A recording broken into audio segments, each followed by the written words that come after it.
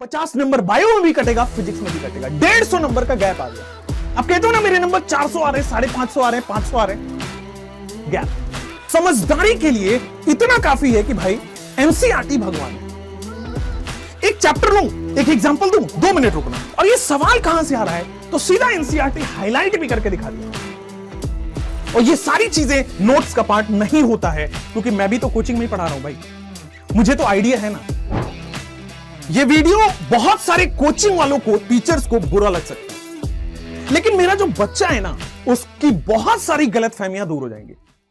बहुत सारे बच्चे गलत ट्रैक पे हैं, आज से वो सही ट्रैक पे आ जाएंगे केवल इस वीडियो को देख के। अब ये क्या है वीडियो में, मैं कोई भी वीडियो बनाता हूं ना, उसके पहले फैक्ट्स देखता हूं, उसके नंबर्स पे बात करता हूं। यूं ही गोल गोल बातें करने में मुझे बिल्कुल इंटरेस्ट नहीं होता। चलो 2024 पेपर कहां से आएगा, आसान होगा, डिफिकल्ट होगा, ये बात की बात है। 2 मिनट दो, आपके अंदर का भ्रम दूर कर दूंगा। आप जो ट्रैक से अलग चल रहे हो, ट्रैक पे ले आऊंगा। देखो 2 तरह के बच्चे हैं। एक बहुत हार्ड वर्किंग है, जबरदस्त पढ़ाई कर रहा है, दिन रात एक कर रहा है, और एक समझदारी के साथ तैयारी कर रहा है, स्मार्ट हार्डवर्क कर रहा है। सिलेक्शन दूसरे वाले की होने की ज्यादा चांसेस है। शायद आप हो ना हो हार्डवर्क से, लेकिन इससे होगा ये श्योर है। तो मैं कह रहा हूं, जब आपकी हार्डवर्क की कैपेसिटी है तो क्यों ना स्मार्टनेस भी ले आओ। छोड़ो, गोल गोल बातें नहीं करेंगे, सीधा फैक्ट्स और नंबर्स की बात करेंगे। आओ जरा, 2023 का जो एग्जाम हुआ इस साल वाला, एनसीईआरटी इंटेक से 8 सवाल आ गए। पूरे केमिस्ट्री की मैं बात कर रहा हूं, बायोफिजिक्स की बात नहीं कर रहा। हां, इंटेक्स के 8 सवाल आए, 8। क्या इंटेक्स सॉल्व नहीं करते हो ना आप? ईमानदारी से बोलना, नहीं करते हो। आप सब लोगों को लगता है लास्ट में कुछ होगा और मजा आ जाएगा। कोचिंग में नहीं कराते ना, नहीं कराते हैं। कोई भी ऑनलाइन प्लेटफॉर्म नहीं करा रहे हैं ना, नहीं करा रहे हैं। सब वही कोटा वाली मटेरियल्स को घुमा फिरा के आपको प्रोवाइड कर रहे हैं। लेकिन सिलेक्शन होगा, नहीं होगा। अभी आपकी आंख खोलूंगा, रुक जाना, 2 मिनट और दे दो, आंख खोल दूंगा आपकी। एनसीईआरटी एक्सरसाइज करते हो क्या? नहीं। 4 सवाल आए थे, 12 सवाल जो आप नहीं करते हो वहां से आ रहे हैं, तो 48 नंबर आपके केमिस्ट्री में ही कट गए। सिमिलरली 50 नंबर बायो में भी कटेगा, फिजिक्स में भी कटेगा। 150 नंबर का गैप आ गया। अब कहते हो ना मेरे नंबर 400 आ रहे, 550 आ रहे, 500 आ रहे। गैप।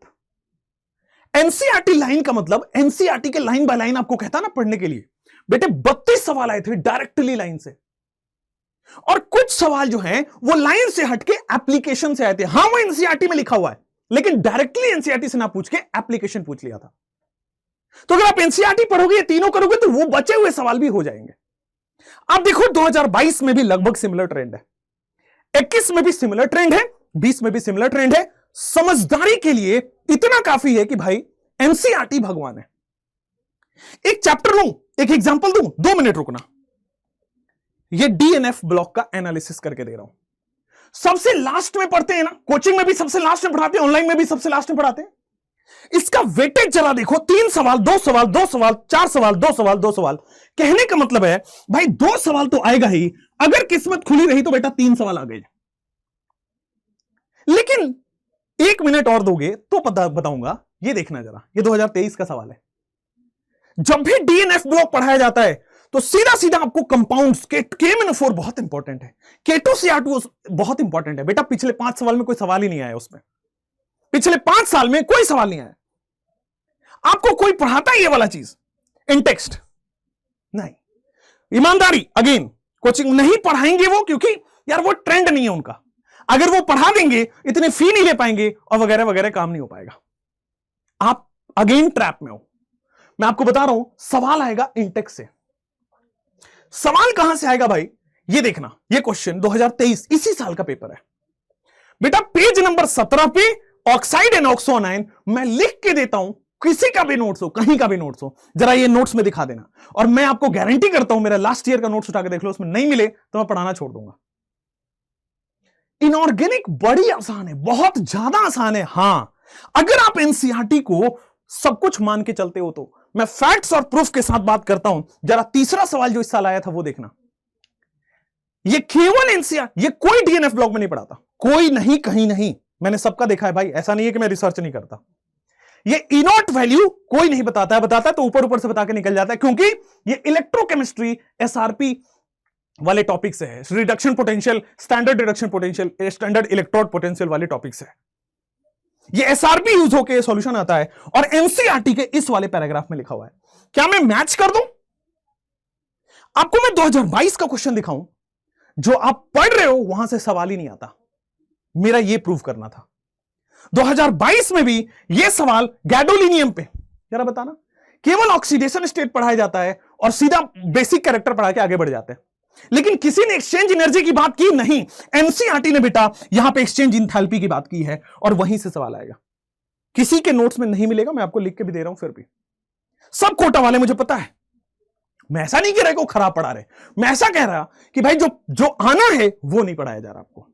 और मुझे उनसे कोई गिला शिकवा नहीं है, वो सारे बड़े अच्छे लोग हैं, मेरे से तो बहुत अच्छे लोग हैं, लेकिन मुझे तो आपसे मतलब है ना भाई। आपका 1 साल है ना, मुझे तो आपके पेरेंट्स से मतलब है ना। मुझे उनसे क्या करना, आपको उनसे क्या करना, आपको मेरे से मतलब है।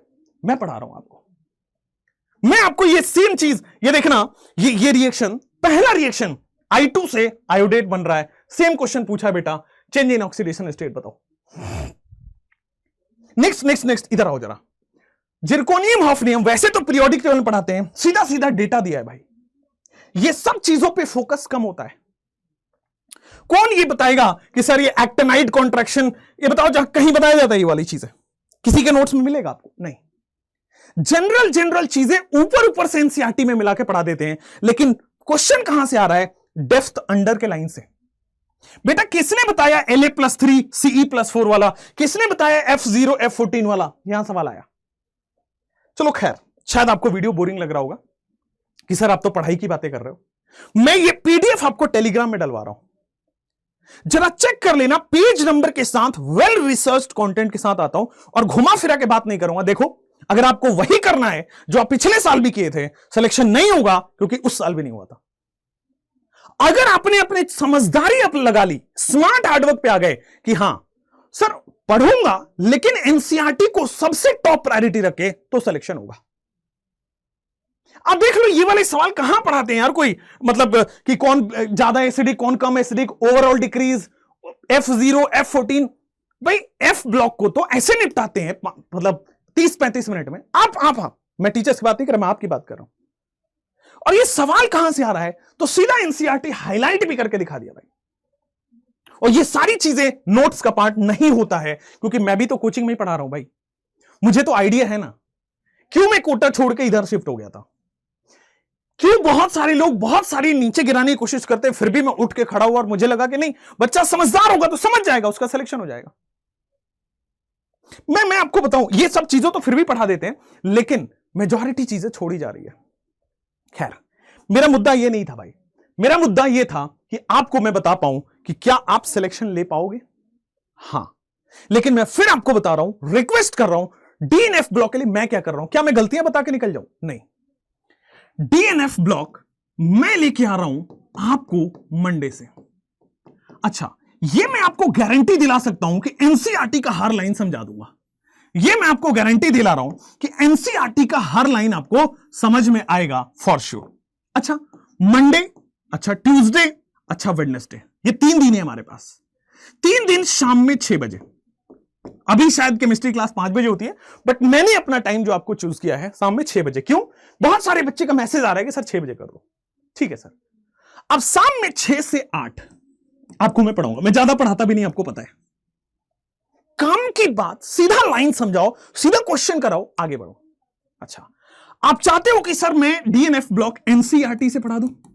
हाँ, एनसीईआरटी की सारी लाइनें कवर होगी, दैट इज माय प्रॉमिस, लेकिन साथ में आपको एक्सप्लेनेशन बिना रटाए हुए भी कराई जाएगी। एमडब्ल्यूएफ 6 से 8। क्या आप अलार्म लगा लेंगे? क्या आप मुझे 6 घंटे देंगे? क्या 6 घंटे से मैं आपको 8 नंबर मिनिमम दिला सकता हूं? क्योंकि मैं पढ़ाऊंगा आपको एनसीईआरटी और मैं इधर उधर की बातें नहीं करूंगा, मैं सीधा स्मार्ट हार्डवर्क को प्रेफर करूंगा। अगर आपको स्टैट समझ आया, अगर आपको सब कुछ अच्छे से समझ आया, तो एक कमेंट जरूर बनता है। हां, लेकिन मैं आपसे एक निवेदन भी करना चाहता हूं। कई बार टीचर्स को लगता है कि हमें आपसे रिक्वेस्ट भी कर लेना चाहिए, बट ठीक है, मैं आपसे रिक्वेस्ट करता हूं कि भाई हम पढ़ाएंगे आपको, हमारा काम है बहुत बेस्ट से बेस्ट समझदारी से तैयारी करा देना। आपका काम है तैयारी कर लेना, साथ साथ में इस वीडियो को जहां तक आप भेज सकते हो, क्योंकि मैं चाहता हूं आपके साथ साथ बहुत सारे लोगों का आंख खोले।